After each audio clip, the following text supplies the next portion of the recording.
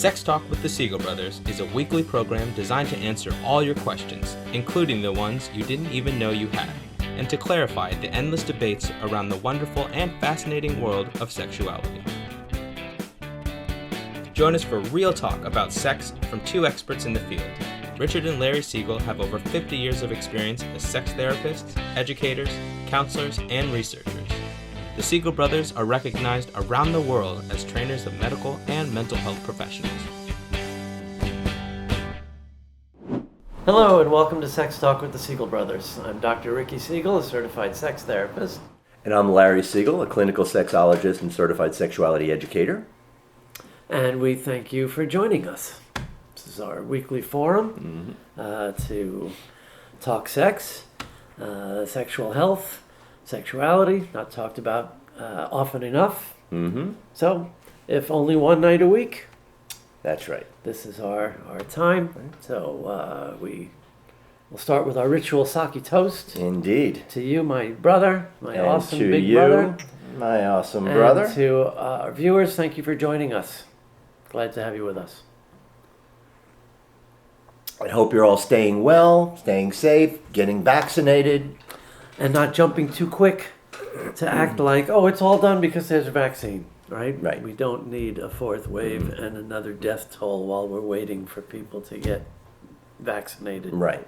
Indeed. So even if you are vaccinated, it's still important to stay masked, keep your social distance going, do all those same things until we really are in the clear. Yeah. And hopefully that'll happen, but again, we all have to buy into that. And wash your fucking hands. Why is that the hard, of all the things, it's been so, people can't keep it in their head to wash their hands. Like, it's the easiest thing to do. Not like so many other things. It's the simplest things that people have the most difficult time with. Yeah. So wear your mask, keep your distance, and wash your hands. I don't want to be cranky. I'm still tired from running up to North Carolina and running back home. Yeah, man, you must have been all cramped up to make it that way, but it was a good job. Yeah. I'm glad you can make it. If you watched our show last week, I want to thank again my brilliant business partners, Rachel Needle and Joe Court, and thanks for a fun retreat in North Carolina. Indeed, and a toast to you all and Modern Sex Therapy Institutes. Cheers. Really doing a great job also in training professionals and providing, again, all biases aside, being that I am on faculty and related and a part of that, all of that aside, you really are not going to find a higher level of expertise and professionals and really truly the top people in the field and training people and putting out education that is so necessary. Right? But again, of such a high quality. It's been a dream come true. I feel grateful absolutely every day.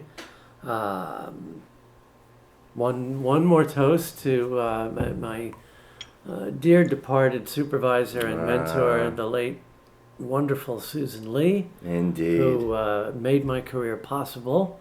Cheers. She studied Susan. with another giant, the late Helen Singer Kaplan. Yeah. In New York in the 80s, where much of modern sex therapy kind of got its start. Yeah, right? it really did. After the groundbreaking work of Masters and Johnson in the 60s and 70s. Yeah, absolutely. To Helen Singer Kaplan. And dear Susan. Yes.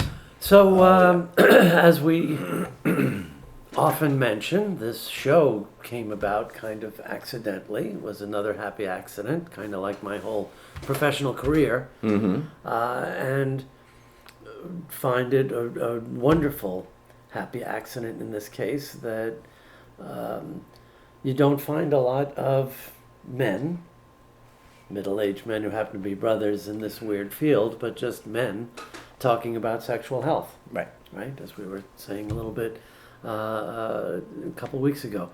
The phrase even sexual and reproductive health so often has that connotation for people that it's lady plumbing stuff. Yeah. It's women's issues, that men don't have sexual and reproductive health issues to consider, right? And also when we talk about sexual health, it's easy for people to go right to, well, don't get an STD and use birth control so you don't have unintended pregnancy.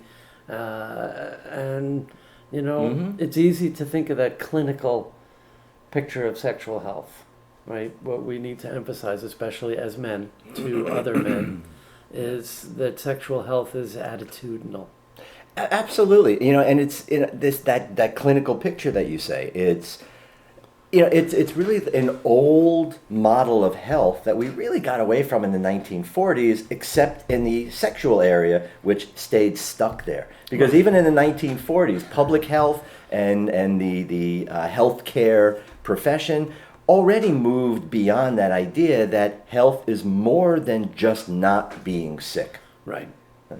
Talked about wellness, talked about different dimensions of wellness, talked about prevention, different levels of prevention. Except with sexuality. Except in sexuality, right. So people tend to talk about sexual health in terms of, I didn't get pregnant when I didn't want to, or get somebody pregnant. I didn't get a sexually transmitted infection, so I am sexually healthy. Even the people, who start busting veins on their head at the mere mention of Planned Parenthood, have absolutely no idea that they're so insane at the opportunity to go crazy fighting this abortion debate, that they have no idea that 97% of the clinical services that Planned Parenthood provide for women and men is prevention. Right. And, again, especially for women, that phrase that has often been used there, that women's reproductive health care. Right? It's where women get their breast exams. Women get their Pap exams. Cancer prevention. Cancer screening. Absolutely. But again, they are obsessed. I think the people on that right, especially that religious right, they are obsessed with fetuses and genitals. And uteruses especially. Right? Right. The whole birth control thing, which again is prevention. What's more, of all the frustrating things about sexual health and sex ed, you would think, logic would think, that everybody would agree on birth control as the thing that prevents more abortions than anything else. Right? If women didn't get pregnant unless they were trying to, then as part of the Planned Parenthood ethos is eliminating the need for abortion. Right? And that's through sex ed, sexual health, and contraception. Right. So it's not about trying to make it less legal. Right, but the conservative and religious view is against all of the above. Right? Exactly. So they say, we have to end abortion, we hate abortion, we have to end it, but we're opposed to all of the methods that are proven to eliminate the need for abortion. Well, because they even are further down that rabbit hole with all of this nonsense, because it's not that they're interested in preventing the consequences, these negative consequences of sex. Remember, we heard that slip of the tongue many years ago by that very, very conservative person at one of our early teen pregnancy prevention coalitions when we were in social services. Talk about a Freudian slip. Yeah. I think she intended to say... She definitely intended to say... teen pregnancy prevention, but what she actually said was teen sex prevention. She said, and those were the truest words that ever came out of that woman's mouth. Yeah. And that's really what they're interested in. Right? So it's not just about the consequences. So, I've long since given up on expecting rational thinking from irrational people. Right. And these are irrational people, I'm sorry. Right. Now, again, we're talking about prevention and how important that is.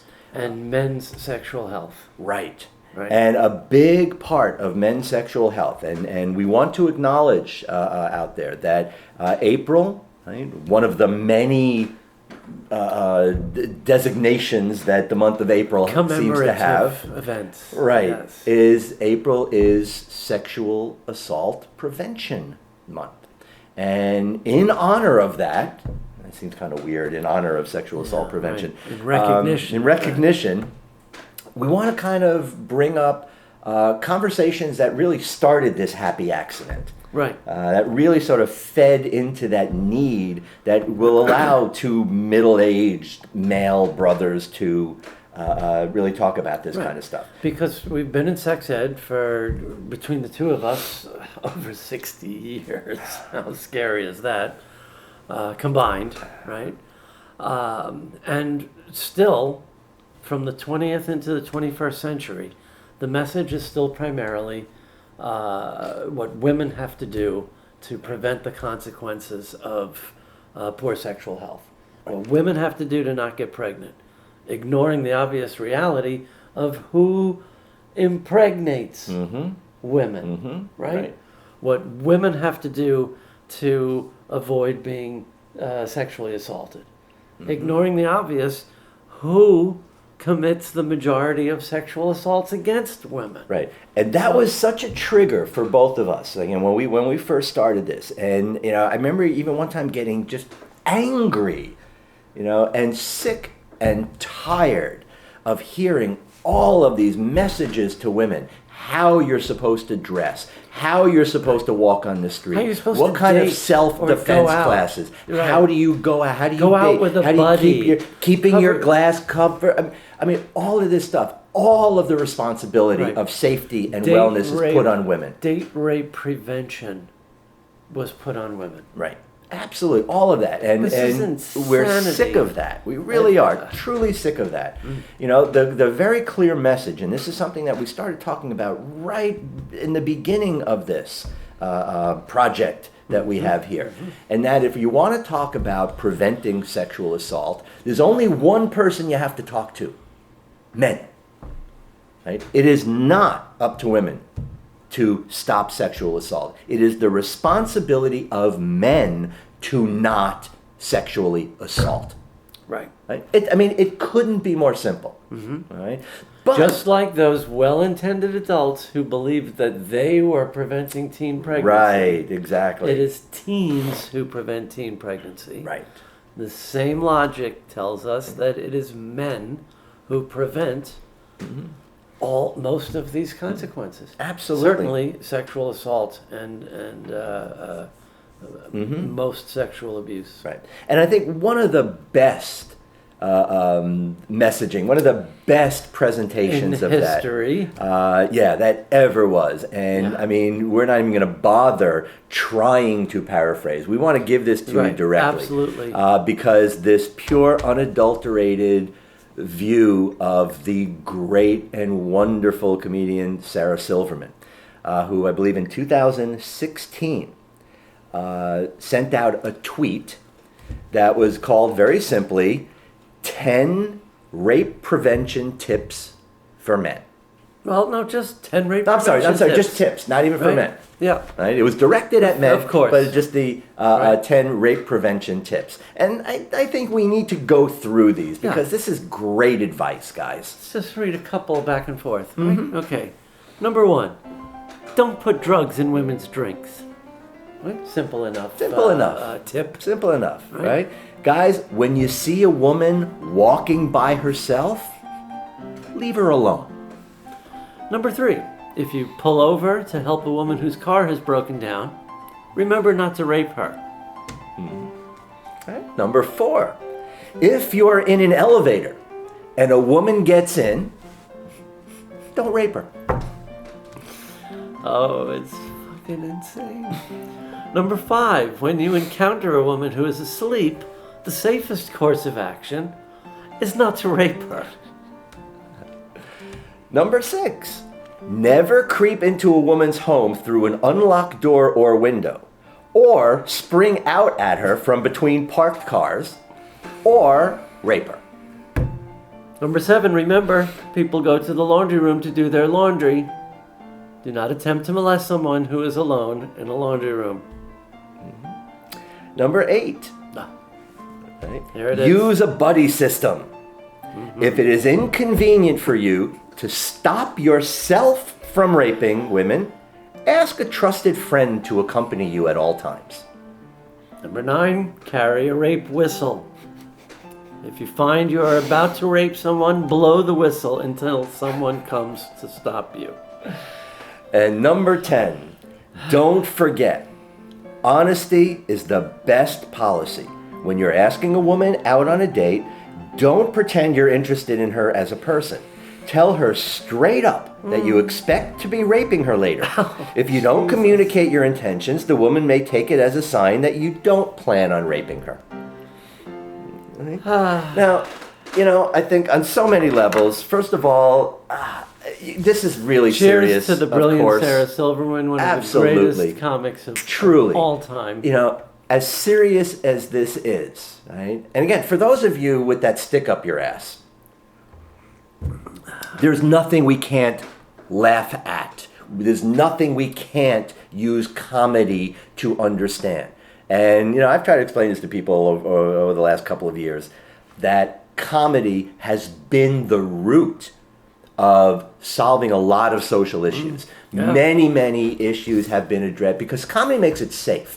Right? Well, but that's being threatened now too, right? It Yes. used to be Yes. that the last truth teller, until very recently, Yeah. the last truth tellers were comedians, because if you can make somebody laugh, you can hit them with the truth. Right. Right. But even now, when I heard within the past few years that comics don't do college gigs anymore, I thought this is a sign of the Right. beginning of the end. Colleges used to be a bastion of free thinking. But that was also the best gigs, Right. They paid really well. The student unions, you were part of it at Eckerd, right? They always had a big budget, and everybody was drunk and stoned and laughed at anything. They were Yep. easy gigs. Yeah. Now, again, here we go into cranky old man mode. But when college students who are now going to college only to get their already cemented beliefs confirmed for them, Yeah. instead of wanting to be challenged. And Otherwise, learn. they're triggered, Right. Go to a comedy show, first saying, I dare you to make me laugh.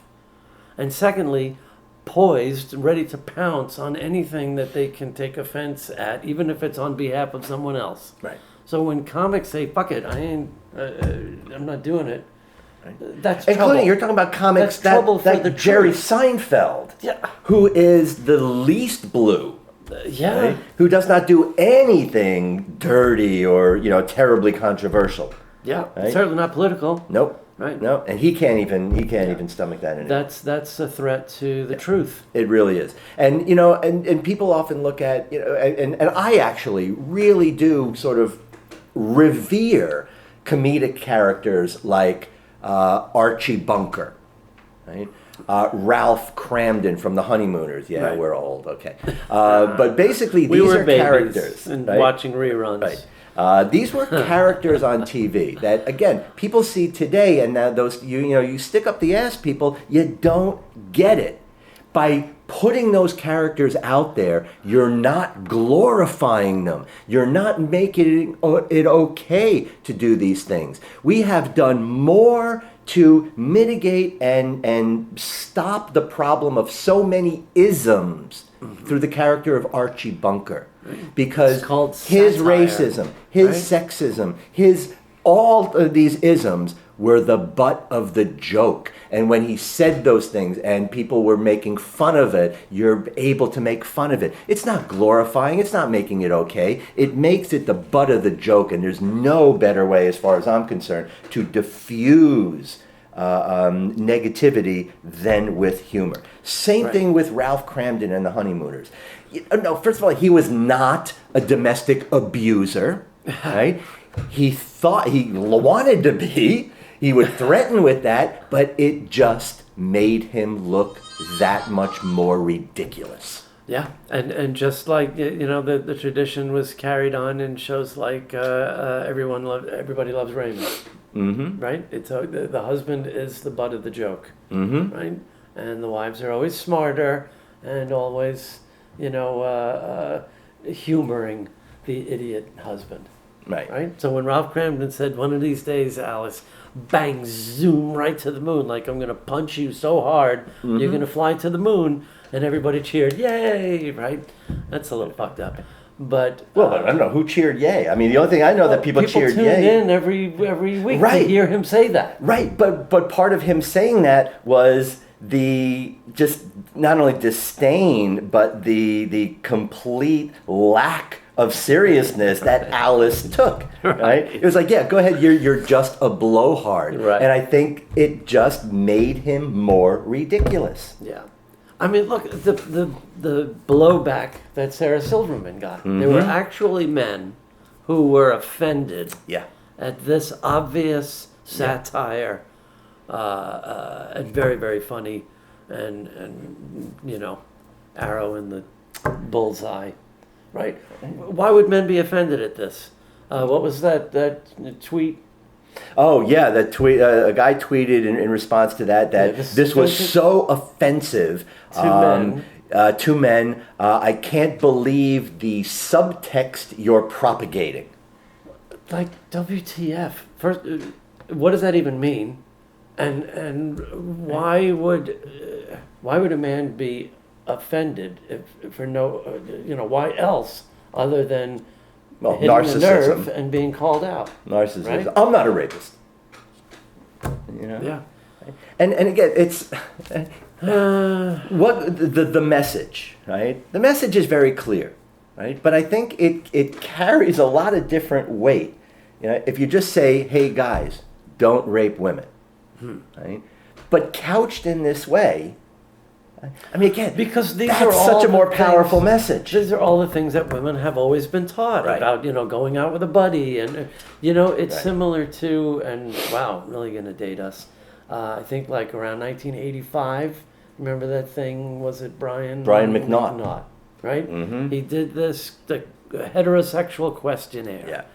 And of course, it was completely absurd because nobody ever sees that I was context. flipping the script. But it was script. every question that gay people had been asked all along, Right. except flipping the script, like you said. Mhm. So there were questions like, how do you know you're heterosexual if you've never had sex with a woman, right? Or you're a kid, you're a virgin, how could you know you're heterosexual if you haven't had sex at all? Right. Or maybe it's just a phase you're going Right, through, exactly. right? Maybe you Right. just haven't been with the right man. Or Right. What happened in your life to Right, make you right. heterosexual? What do you think caused your... right? And of course, they're just absurd questions only because of the absurdity of that kind of homophobia. Right. Right? So this is a modern version of the same idea. Mm-hmm. Yeah. Flipping the Flipping script. the script. That nobody Absolutely. questions that there's anything absurd about the script that tells women they should go out with a buddy in case somebody tries to, or when Right. somebody tries to. The I've rape heard? whistle is my favorite Yeah, one. right. I mean, that That really is- is. I mean, that's just truly Right. brilliant. Because I mean, it's in what we what- tell women to do. But in what sane world would a woman have to carry a whistle to blow in case someone is trying to? Right? Yeah. It's embarrassing. Right. And again, we can't As keep Americans- blaming the victim. We can't keep putting the responsibility to prevent violence on the people that are being hurt. Right. It's got to be the people who are committing these things. Right. Right? I mean, you don't talk to people who are the subject of genocide and say, "Hey, stop being so genocidal." Right? Stop do whatever you're doing to get them to want to wipe you off the face of the earth. No, you talk to the people committing genocide and you say, "Don't commit genocide." And as much as we can appreciate the brilliant comic twist, it turns real unfunny real fast when we touch back to the recent shootings in Atlanta. And we saw the relationship Yeah. between men blaming women for their own sexual hang-ups and fears and threats. Absolutely. And this goes way, way, way back to early biblical poets. When we talk about how women have been sort of painted with this sort of this demonic brush of temptress, and women are the source of evil. And by the way, not for nothing, it's in my head because I brought this up in we were talking about one of my my growth and development psychology class today.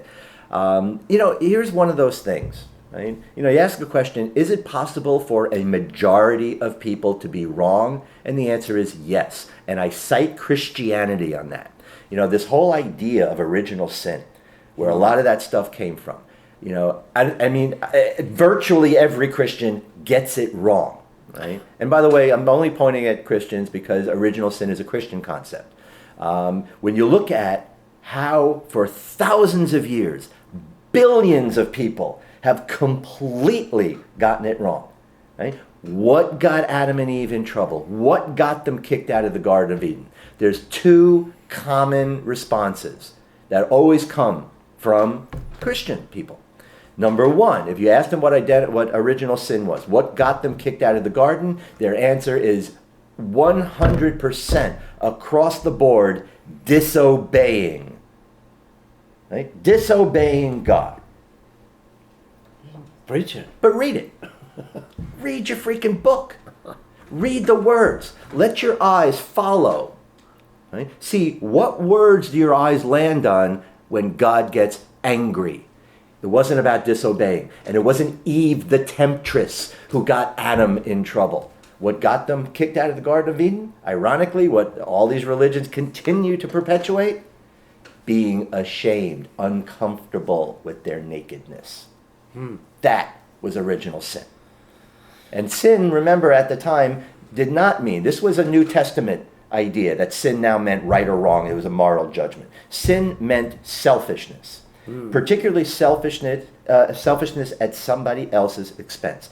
And what got God angry is that they made their discomfort over their nakedness so much more important than, again, this thing that God bestowed upon them.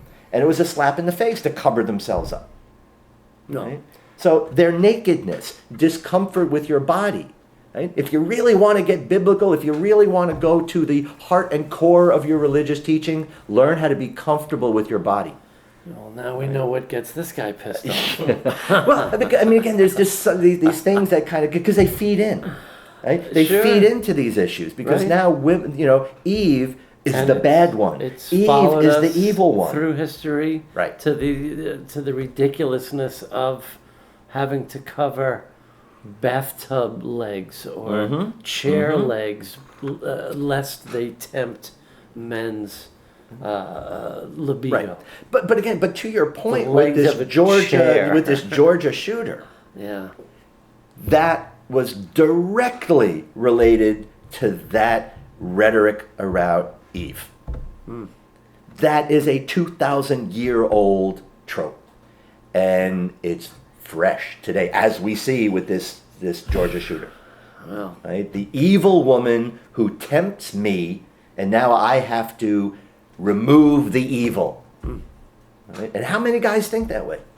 our friend David Hirsch, if you're watching, I'm sure you're jumping up and down and throwing, yelling at the YouTube. I think that this may be the first time I'm giving you an erection. Right? But I mean, but again, it's the craziness is how still these attitudes, what feeds sexual assault, what feeds misogyny, what feeds these negative attitudes towards women, has not budged an inch from those earlier biblical New Testament kinds of interpretations and the characterization of women. And we see it now in incels, and so much of the connection between so many of these right-wing, misogynist, and white supremacist, coincidentally, attitudes also connect. Yes, absolutely. A lot of the same thread, a lot of what's nowadays referred to as toxic masculinity. Right? These are the scripts that we must continue, no matter how much trolling and shit slinging. We must continue to advocate for sexual health, attitudinally more than just hygiene, sexual health and hygiene. Right. I mean, that's such a small part of it. It really is. Yeah. Right? We live in a sexually unhealthy culture and society in a country that's supposed to be the greatest in the world. And how can that be? Right. Right. And, the reality is when we look at sexuality and we look at sexual behavior, even though we almost knee-jerk in a knee-jerk responsive way, always say sexual and reproductive, just like people say HIV/AIDS. Right. When those are very, very separate. And in fact, reproduction is the least likely reason for people to engage in sexual activity. Yeah. The least likely. Right? So we don't even acknowledge that. Right? So, we gotta sort of get this out of this little box that we've locked sexuality in. And with all these supposed to's and supposed rules and I'm sorry, 2,000 years ago is not a standard we should be living by today. Right? Yeah. If that is the case, then please forego all modern conveniences, all modern luxuries. Right? Walk around barefoot. Right? Ride a camel. Get rid of your car. Well, Right? I mean, it's yeah. And again, you cannot. Right? This is another religious thing that really kind of irks me. You cannot have these two thoughts coexist in the same head and be considered anywhere remotely rational. You cannot, on the one hand, think that we are created in the image of a divine, perfect being, and at the same time think there's any part of this body that's bad, dirty, or shameful. Those two thoughts cannot coexist. So you got to pick one. Right? Either God fucked up, made a mistake, screwed this thing up, or we are perfect as we are and should be embraced and accepted exactly as we are. Right? Those are really the only two choices. Right? I'm truly hard-pressed to see any other way to look at that. All right. Right? That's really it. I want to quote another brilliant American philosopher, Lyle Lovett, said, "To the Lord let praises be. It's time for dinner now. Let's go eat." All right, I can drink to that. End our rant here. There you go, Lyle. Thank you. All right, so what's the takeaway in all of this? Right? In honor of April being Sexual Assault Prevention and Awareness Month, again, a message to all of you guys out there in particular, at least for this month, don't rape anybody. Yeah. No, seriously. Men are at the heart of the prevention of the vast majority of our sexual health problems. Yes. Right? Men can do more to prevent unintended pregnancy. Men can do more to reduce the need for abortion. Men can certainly do the most to eliminate sexual violence. Right? Right. Across the board. Absolutely. Pick an issue. And again, to be clear, in spite of a lot of the things and the way we're talking here, it's not about blaming. It's not about picking on men. We are not male bashers. We're males. Right? We are not trying to sort of make this a negative thing. And this is all in a way of coming to this place of asking men to step up. That's all. Step up. Yeah. Use your strength. Use your power. Use whatever it is that you have. Use your privilege. Use your privilege, exactly, to help, not to hurt, not to cause pain. Let's use whatever we have to help elevate other people, right? Instead of continuing to subjugate them. All right? And on that note, That's going to do it for this week's Sex Talk with the Siegel Brothers. We thank you so much for joining us. indeed, and please make sure that you hit that subscribe button, hit the notification button so you'll also know whenever we have the new show coming out every Friday night. We would love to hear your comments. Please, comment down below. And if you're also watching and following us on Facebook, please hit that like and share as often as possible. We really appreciate how you're helping us to grow and appreciate even more helping us grow even more. So thank you all for watching. Stay well, stay safe. Till next Friday and every Friday at 7 p.m. East Coast time, we'll be back with more Sex Talk with the Siegel Brothers. Thanks for watching Sex Talk with the Siegel Brothers. Join us each week on Friday at 7 p.m. Eastern. You can also follow us on Facebook and subscribe to our YouTube channel to stay on top of the latest developments in the ever-changing world of sex and sexuality.